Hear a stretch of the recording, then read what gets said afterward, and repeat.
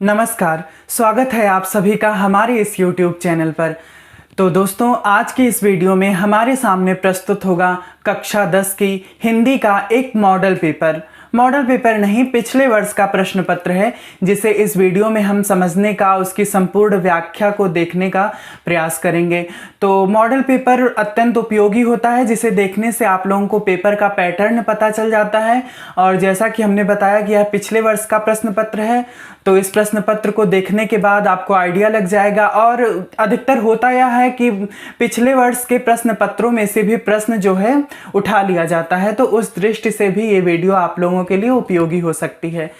और हिंदी विषय में कुछ कॉमन विषय होते हैं, जैसे कि लेखक का साहित्यिक परिचय, जीवन परिचय और कविता, गद्य, पद्य, ये सब कॉमन चीज़ें होती हैं जो बार बार रिपीट की जाती हैं। तो उस स्थिति के हिसाब से भी ये वीडियो आप लोगों के लिए उपयोगी है। तो चलिए प्रश्न पत्र को देखते हैं कि किस टाइप का प्रश्न पूछा था पिछले साल, और उससे हमें आइडिया लगेगी। और प्रश्नों को भी समझने का, उसके हल को भी, व्याख्या को भी देखने का हम लोग प्रयास करेंगे। तो चलिए अधिक विलंब ना करते हुए सीधे अपनी विषय वस्तु पर चलते हैं। लेकिन हाँ, उससे पहले आप सभी लोगों से अनुरोध है, अगर आप हमारे चैनल पर नए हैं या अभी तक आपने चैनल को सब्सक्राइब नहीं किया है, और हिंदी कंटेंट से जुड़ने के लिए, बाकी और भी अध्ययन अध्यापन की चीज़ों से जुड़ने के लिए आप हमारे चैनल को सब्सक्राइब कर सकते हैं। तो चलिए अब शीघ्र ही विषय वस्तु पर चलते हैं। फिर हम आ चुके हैं अपने प्रश्न पत्र पर। तो आइए फटाफट से हल करने का प्रयास करते हैं प्रश्न पत्र को। तो चलिए पहले खंड आ को देखते हैं। खंड आ में बहुविकल्पीय प्रश्न पूछा जाएगा। तो पहले नंबर पे पूछा जा रहा है हमसे, हंस पत्रिका के प्रथम संपादक थे। तो मित्रों, हंस पत्रिका के प्रथम संपादक मुंशी प्रेमचंद जी थे। चलिए, शुक्ल युग के प्रसिद्ध उपन्यासकार हैं। तो शुक्ल युग के प्रसिद्ध उपन्यासकार जो है भगवती चरण वर्मा हैं। मन्नू भंडारी आधुनिक युग की हैं, और जो है ये धर्मवीर भारती शुक्लोत्तर युग के हैं, और रांगेय राघव द्विवेदी युग के हैं। तो नंबर 3 फिर देखते हैं, नीड़ का निर्माण फिर किस विधा की रचना है। तो देखिए, नीड़ का निर्माण फिर आत्मकथा विधा की रचना है, और यह आत्मकथा हरिवंश राय बच्चन जी की है। चलिए, चेखव एक इंटरव्यू के लेखक हैं। तो बहुत ही चर्चित क्वेश्चन है, राइट आंसर हो जाएगा राजेंद्र यादव। ध्रुव स्वामिनी नाटक के रचनाकार हैं। तो ध्रुव स्वामिनी नाटक के रचनाकार जयशंकर प्रसाद जी हैं। इसके अतिरिक्त इन्होंने स्कंदगुप्त, चंद्रगुप्त, विशाख दत्त, राजश्री आदि नाटकों की रचना की है। और छायावादी युग के एक प्रसिद्ध नाटककार के रूप में आचार्य द्विवेदी जी हिंदी साहित्य में विख्यात हैं। रीतिकाल की रचना है। तो देखिए, रामचरितमानस जो है भक्ति काल की रचना है, और गोस्वामी तुलसीदास जी द्वारा रचित है। प्रिय प्रवास द्विवेदी युग के का महाकाव्य अयोध्या सिंह उपाध्याय हरिऔध जी द्वारा रचित। प्रेम माधुरी भारतेंदु हरिश्चंद्र भारतेंदु जी द्वारा, और भारतेंदु जी जो है वहाँ के भारतेंदु युग के लेखक थे।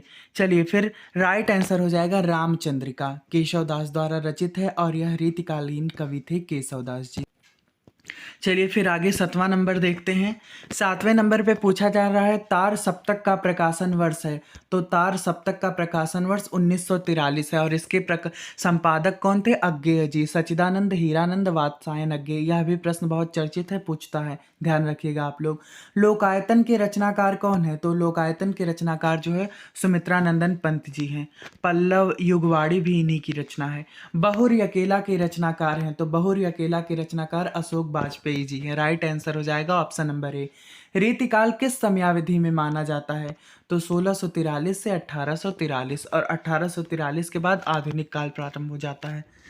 हास्य रस का स्थायी भाव है। तो हास्य रस का स्थायी भाव है हास।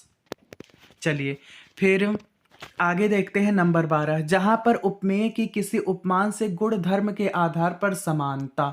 तो तुरंत हो जाएगा उपमा अलंकार, क्योंकि समानता बताई जा रही है। रोला छंद के प्रत्येक चरण में कितनी मात्राएं होती हैं? 24 मात्राएं होती हैं। अनुग्रह शब्द में प्रयुक्त उपसर्ग है अनुपसर्ग है। आई प्रत्यय जोड़कर कौन सा शब्द बना है? लिखाई। पंचवटी में कौन सा समास है? तो पंचवटी में जो है कर्म द्विगु समास है, संख्यावाची द्विगु, 5 वटों का समूह। सूरज का तत्सम रूप है, सूरज का तत्सम रूप है सूर्य। स्वागतम का संधि विच्छेद है सुधन आगतम, यड़ संधि है इको यड़च। इको यड़च के अनुसार ई उ री री के बाद असमान स्वर आने पर ई का या हो जाता है, ऊ का वा हो जाता है, री का रा हो जाता है और ली का ला हो जाता है। तो यहाँ पर शूधन आगतम, ऊ के बाद असमान स्वर आने पर ऊ का वा हो गया स्वागतम। फलात शब्द की विभक्ति वचन है तो पंचमी विभक्ति एक वचन है। फलम फले फलानि, फलम फले फलानि शेष राम के रूप के अनुसार चलेगा। हसति शब्द का पुरुष एवं वचन है, हसति हसता हसंति प्रथम पुरुष एक वचन। चलिए अब इस तरीके से हमने बहुविकल्पीय प्रश्नों को देख लिया मित्रों। आइए वर्णनात्मक प्रश्नों को हल करते हैं। तो पहला गद्यांश है, दूसरी बात तो जो इस संबंध में विचार रही है वह यह है कि संस्कृति अथवा सामूहिक चेतना ही हमारे देश का प्राण है।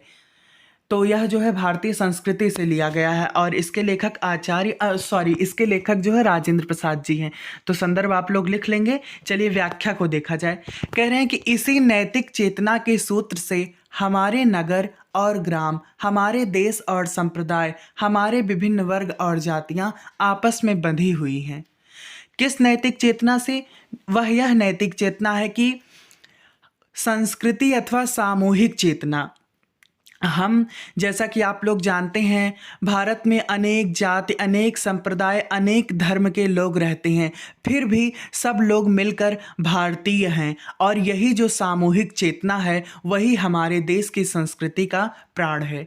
इसी नैतिक चेतना के सूत्र से हमारे नगर और ग्राम, हमारे प्रदेश और संप्रदाय, हमारे विभिन्न वर्ग और जातियां सभी आपस में बंधे हुए हैं। जहां लेकिन अपितु उनमें सब तरह की पहचान और विभिन्नताएं हैं, परंतु उनमें एक ही चीज कॉमन है और एकता है। सब में एकता है। और इसी तरीके से चाहे हम किसी भी धर्म, किसी भी जाति संप्रदाय को भूल करके सभी लोगों को, सभी भारत के सभी वासियों को एकता के सूत्र में बंध करके अपना विकास करना चाहिए, अपने कर्तव्य पथ का निर्वाह करना चाहिए। यही भारतीय संस्कृति की शिक्षा है। चलिए तो फिर रेखांकित अंश की व्याख्या हो गई। बापू ने क्रांति करने के लिए किसका सहारा लिया था? बापू ने क्रांति करने के लिए जनसाधारण को बुद्धिजीवियों के नेतृत्व में क्रांति करने के लिए, तत्पर करने के लिए इसी नैतिक चेतना का सहारा लिया था, इसी एकता वाली नैतिक चेतना का सहारा लिया था। चलिए अब दूसरा ममता से लिया गया है, इसको आप लोग देख लीजिएगा। दोनों गद्यांश हम बताएंगे तो वीडियो ज़्यादा लंबी हो जाएगी। निम्नलिखित पद्यांश पर आधारित। देखिए गद्यांश खत्म हुआ, पद्यांश आ गया। सहे वार पर वार अंत तक लड़ी वीर बाला सी, आहुत सी गिर चढ़ी चिता पर चमक उठी ज्वाला सी। झांसी की रानी की समाधि पर लेखिका है सुभद्रा कुमारी चौहान। अर्थ है सहे वार पर मतलब पूरा खुला अर्थ है, आप लोग देख लीजिएगा। लक्ष्मीबाई एक वीर बाला के समान लड़ती हैं और वह अंत तक वार पर वार सहती हैं। आहुति सी गिर चढ़ी चिता पर और चमक उठी ज्वाला सी। और जिस प्रकार यज्ञ में आहुति दी जाती है उसी प्रकार उन्होंने देश के लिए अपनी आहुति दे दी और चमक उठी ज्वाला सी, और उनका यश एक ज्वाला की भांति चमक उठा। चलिए फिर इसको भी हमने बता दिया। और उपयुक्त पद्यांश में किसकी वीरता का वर्णन है? तो लक्ष्मीबाई की वीरता का वर्णन है। दूसरा है पद शीर्षक से लिया गया है, सूरदास जी रचयिता हैं। तो ये बहुत ही इंपॉर्टेंट है, इसका अर्थ हम आप लोगों को बताएंगे, ध्यान देकर सुनिएगा। किलकत कान्ह घुटुरुअन आवत, पद शीर्षक से लिया गया, सूरदास जी रचयिता हैं। तो संदर्भ हो गया। और यहाँ पर कृष्ण जी के बाल रूप का वर्णन है। कृष्ण जी किलकारी मारते हुए घुटुरुअन, घुटनों के बल पर नंद बाबा के आंगन में खेल रहे हैं, वही वर्णन किया गया है। मणिमय कनक नंद के आंगन, मड़ियों से सुसज्जित नंद के आंगन में बिंब पकड़िबे धावत, अपने परछाई को पकड़ने के लिए दौड़ते हैं। यानी कृष्ण जी किलकारी मारते हुए घुटनों के बल नंद जी के आंगन में चल रहे हैं और अपनी परछाई को पकड़ने के लिए दौड़ते हैं। कबहू निरखी हर आप छाह को कर शौ पकड़न चाहत। और आप लोग जानते हैं कि हम जब चलते हैं तो हमारे साथ साथ हमारी परछाई भी चलती है।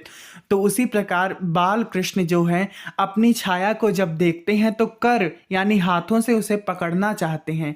और किलक हसत राजत द्वैदतिया, और जब वह किलकारी मारकर हंसते हैं तो उनके आगे के दोनों दांत सुशोभित होते हैं। पुण्य पुण्यति अवगाहत, और यह क्रिया बार बार होती है।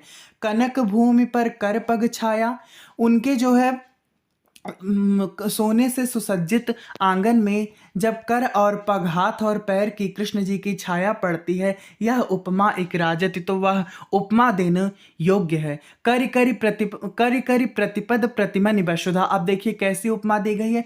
जब वह हाथों के बल से और पैर से जो है वहाँ पर नंद जी के आंगन में चलते हैं, तो ऐसा लग रहा है कि जो है कमल बैठ की साजत, पंक्तियों में कमल सुशोभित हो रहा है। जैसे एक पंक्ति से कमल बिछा दिया जाता है, उसी प्रकार सुशोभित हो रहा है। बाल दशा सुख निरख जसोदा।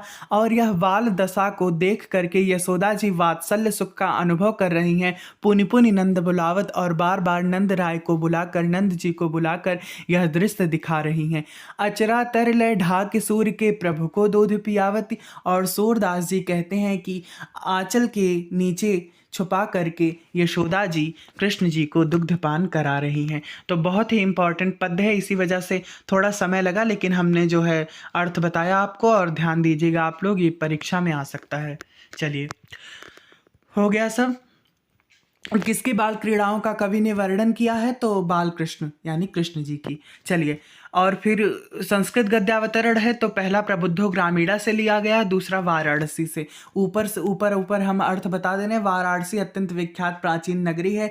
यह सुंदर और स्वच्छ तरंगों वाली गंगा के किनारे स्थित है। इसके घाटों की वलयाकृति धवल चंद्रिका, धवल चांदनी में अत्यंत सुशोभित होती है। अगणित पर्यटक सुदूर देश से नित्य यहाँ आते हैं, इसके घाटों की शोभा को देखते हैं और इसकी बहुत प्रशंसा करते हैं।